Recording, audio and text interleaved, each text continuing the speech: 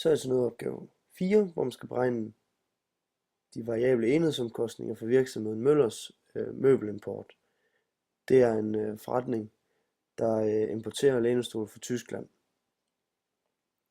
Og her kan man se, at der er en afsætning, variable omkostninger og variable enhedsomkostninger. For at beregne VE, der tager man de variable omkostninger, som er på 500.000 i den første, som ses her. Dividerer den med 500, fordi det er afsætningen i styk, og det giver så en variabel enhedsomkostning på 1000 kroner. I den næste, hvor afsætningen er 1000, og den variable omkostninger er 980.000, der tager du de 980.000 og dividerer med de 1000. Det giver så en variabel enhedsomkostning på 980. Det gør du så igen i det fortsat i de næste, det vil sige afsætning med 1500, 2000, 2500, 3000 og 3500. Og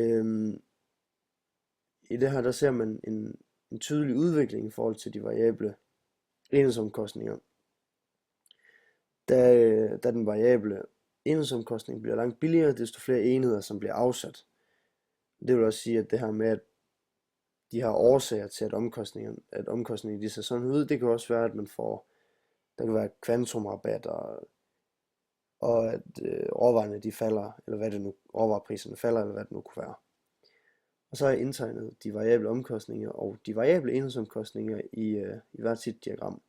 Her ses de variable omkostninger, VU i kroner, som selvfølgelig stiger alt efter hvor mange produkter man afsætter, som kan ses heroppe.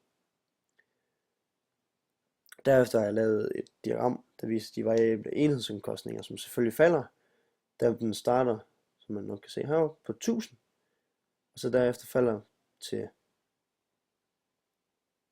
980, 960 og så videre.